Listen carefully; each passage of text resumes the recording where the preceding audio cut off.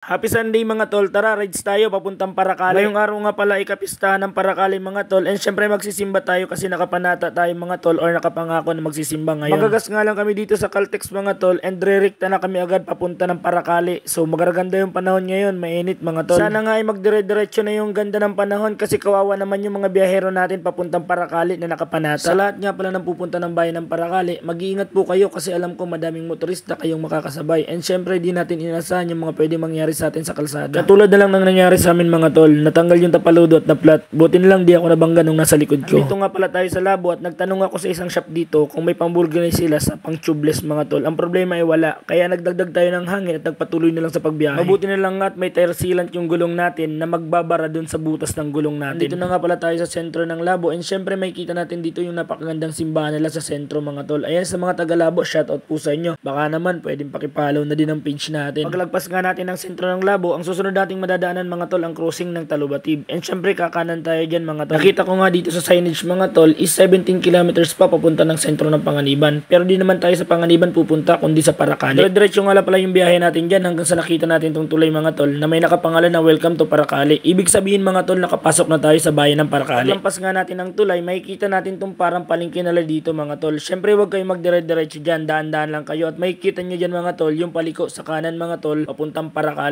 Kapag dumiretso kayo dyan ay papunta yan ng Panganiban. Bago nga tayo dito lumiko, nakita ko sa signage mga tol na 7 kilometers pa yung tatakbuhin natin papunta ng sentro ng Paracale. Dire-diretso nga lang pala yung biyahe namin dyan hanggang sa madaanan namin tong kampo ng mga pulis. Ayan, shoutout sa inyong lahat dyan mga sir, ingat po kayo lagi, God bless. Lampas nga namin ng kampo ay biglang umulan mga tol na kinailangan namin sumilong kasi mababasa kami, and syempre yung camera natin baka masira. After nga ng ilang minutong ulan ay tumila din at nagpatuloy kami sa pagbiyahe at ito yung naabutan namin. Papasok na nga kami dyan ng sentro ng Paracale mga tol at ito yung naabutan namin mga tol. Napakahabang traffic talaga. Kung ikaw ngayong mainitin yung ulo dito, talaga ma-high blood ka. Ito na lang talaga expected ko to mga tol kasi alam ko naman talaga na dinadayo yung bayan ng Paracale tuwing piyesta. Dito nga bigla ako nagulat kasi may nakita akong inuhuli ng pulis mga tol. Ayun no, sa gitna ng traffic. Sana hindi naman tikitan ni sir at maliwanagan na lang. Siyempre kung matikitan wala naman tayong pakialam dyan kasi trabaho naman yan mga kapulisan natin. Dito na nga tayo sa sentro ng Paracale mga tol at dito may nakita tayo nagmamarsyal ng mga pulis mga tol na nagtuturo sa tamang daan. Naghahanap nga tayo dyan ng pwedeng pagparkingan at may nakita tayo ditong pulis mga tol at nagtanong tayo kung pwede tayo magpark doon sa kabila. Ang sabi niya ay hindi, doon daw tayo sa dulo mga tol maghanap ng parking. Nahirapan niya pala tayo maghanap ng pwedeng pagparkingan dyan mga tol kasi kung makikita nyo naman kabilaan may mga sasakyan na. Malayo na nga pala yung naabot namin dyan mga tol at may nakita ako dito mga tol na no parking. Syempre ginamit natin yung pagkakamote natin. Dito na nga kami nagpark mga tol kahit no parking kasi dito lang yung nakita kong free na kasya yung dalawang motor namin. Ayan, sa mga makakapanood dito gayahin nyo to ha, pero kapag kinakailangan lang. Pagkatapos nga namin magpark mga tol ay binalikan namin yung mga angkas namin at dumiretso na rin kami mga tol papasok sa simbahan. Medyo madami ngayong tao at siksikan mga tol kaya dito na lang kami tumayo mga tol sa may harap ng simbahan sa labas. Habang nakatayo nga tayo dito ay may nakakilala sa atin mga tol.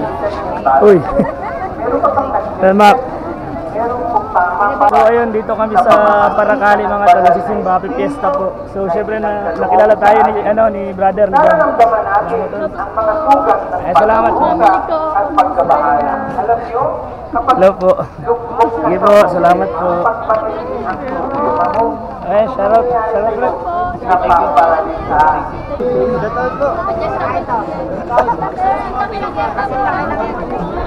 Natapos na nga yung misa na inatendan namin mga tol at papunta na kami niyan sa service namin para umuwi. Kung nakarating nga pala kayo sa part na to, baka pwedeng paki-like, follow and share na din para lagi kayong updated sa mga bagong upload ko. Maraming salamat!